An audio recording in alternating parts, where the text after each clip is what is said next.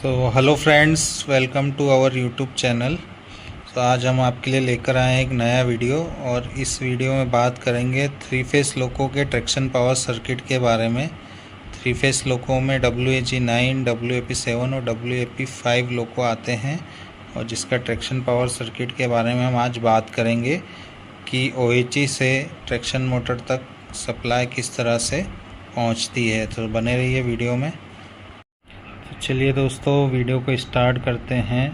तो सबसे पहले यहाँ पे जो आपको ये डायग्राम दिख रहा है वो थ्री फेस लोको का ट्रैक्शन पावर सर्किट का डायग्राम है, जिसमें कि WAG9, WAP7 और WAP5 लोको आते हैं।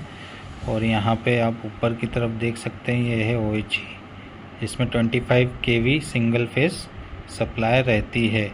अब इस पर हमारा पेंटोग्राफ जाके टच होने पर जो 25 kV सप्लाई है यहाँ तक आकर रुकी हुई रहती है। और इस तरफ ये ऊपर लोको के रूप पे लगे रूप बार के द्वारा 25 kV PT मतलब पोटेंशियल ट्रांसफार्मर में जाती है, जो कि पोटेंशियल ट्रांसफार्मर क्या करता है, उसको स्टेप डाउन करके 250 वोल्ट AC कन्वर्ट करके जो हमारे कैब में OHE मीटर लगते हैं उनमें OHE दर्शाने के लिए वो वोल्टेज काम में आता है। अब यहाँ पर जो सप्लाई आकर रुकी हुई थी, जैसे ही हम VCB क्लोज करते हैं तो सप्लाई यहाँ आगे की तरफ बढ़ के OCR 78 जो ओवर करंट रिले 78 है, जो कि कन्वेंशनल लोको में QLM रिले लगी रहती है, उसी की तरह ये काम करती है। ट्रांसफार्मर की प्रोटेक्शन के लिए ये रिले लगी हुई है। उसके बाद 25 kV से ये ट्रांसफार्मर चार्ज हो जाता है, ट्रांसफार्मर वाइंडिंग है ये चार्ज हो जाता है। और ये ट्रांसफार्मर में अलग अलग वाइंडिंग हमने निकाल रखी है, जैसे कि इस तरफ आप देख रहे हैं। तो ये ट्रैक्शन वाइंडिंग है, जो कि ट्रैक्शन कन्वर्टर 1 के लिए ये ट्रैक्शन वाइंडिंग है और दूसरी ट्रैक्शन कन्वर्टर 2 के लिए ट्रैक्शन वाइंडिंग है। अब इसको समझ लेते हैं। यहाँ पे जो है जो यहाँ पे जो वोल्टेज आ रहा है AC वोल्टेज 1269 वोल्ट इस सिंगल वाइंडिंग में आ रहा है और दूसरा 1269 वोल्ट बाकी की इस वाइंडिंग में आ रहा है।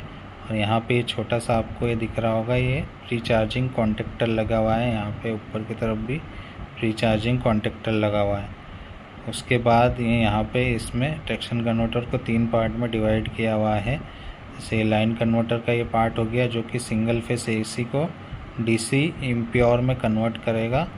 उसके बाद यहाँ DC लिंक का पार्ट है, ठीक है, और उसके बाद ड्राइव कन्वर्टर का पार्ट है।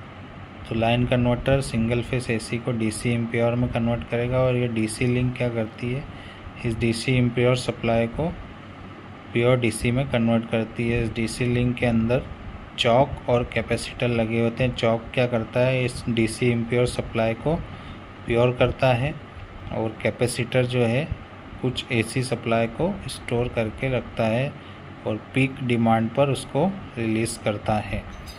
उसके बाद यहाँ पर ये जो प्योर DC सप्लाई है वो ड्राइव कन्वर्टर उसको 3 फेस में कन्वर्ट करके आगे 2180 volt variable voltage variable frequency आगे ट्रैक्शन मोटर 1, 2, 3 को भेजता है।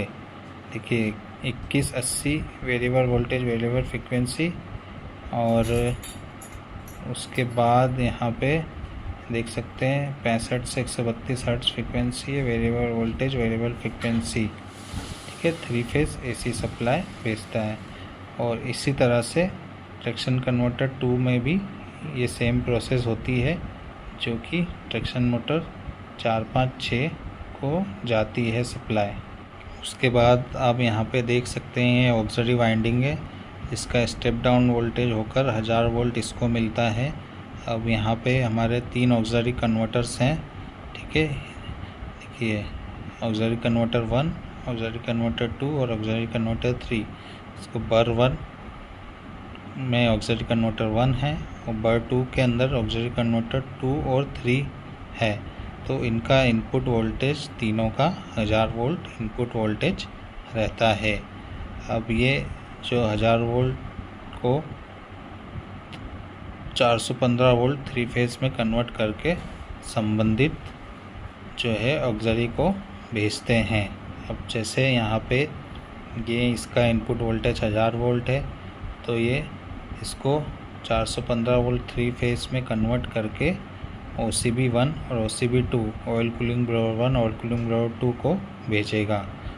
यहाँ पे भी सेम इसी तरह से 415 वोल्ट 3 फेस आउटपुट निकलेगा और संबंधित ऑब्जर्वर को ये भेजेगा TMB1 TMB2, ठीक है, TFP1 TFP2 के ऑयल पंप और कन्वर्टर 1 कन्वर्टर 2 के ऑयल पंप और ऑक्सिलरी कन्वर्टर 3 से main compressor 1 main compressor 2 battery charger और स्केंजिंग ब्लोअर 1 स्केंजिंग ब्लोअर 2 जो कि TM और OCB के स्केंजिंग ब्लोअर रहते हैं।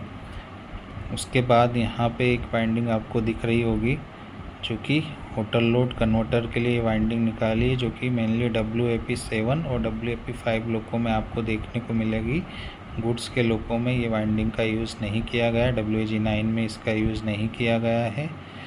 अब यहाँ पे जो इसका step down voltage 750 volt single phase AC रहता है, जिसको ये होटल लोड 750 वोल्ट 3 फेस में कन्वर्ट करके ट्रेन सर्विस के लिए आगे भेजता है, जिसमें ट्रेन के कोचेस में AC लाइट फैन चलते हैं। यहाँ पे आपको एक पार्ट दिख रहा होगा हार्मोनिक फ़िल्टर का, जो कि लोको में उच्च तीव्रता वाली तरंगों को दबा देता है, जिससे हमारे सिस्टम में होने वाली खराबी को बचाया जाता है। इस हार्मोनिक फ़िल्टर के अंदर कैपेसिटर कॉन्टेक्टर लगे होते हैं और रूफ पर एक रेजिस्टेंस लगा हुआ रहता है। उसके बाद यहाँ पे ये पार्ट हमारा रह गया था आपको बताना। इस पार्ट में आप देख सकते हैं ये पूरा लोको के रूफ का पार्ट है। मशीन रूम में ये HM हैंडल लगा हुआ रहता है और ये जो नॉब है, ये नॉब ऊपर की तरफ लोको के रूफ में लगी हुई रहती है। जब भी हम लोग को लोको को ग्राउंड करना रहता है तो इस HM हैंडल के द्वारा हम ग्राउंड करते हैं। ये जो यहाँ पे ये ET1 लिखा है, ये सर्ज अरेस्टर है, जो कि गैपलेस टाइप का रहता है और लोको के रूफ इक्विपमेंट की सेफ्टी के लिए ये सर्ज अरेस्टर ET1 लगाया हुआ है। और यहाँ पे एक आप ET2 देख रहे हैं, ये भी गैपलेस टाइप का है, जो कि ट्रांसफार्मर की सेफ्टी के लिए ये सर्ज अरेस्टर लगा हुआ है।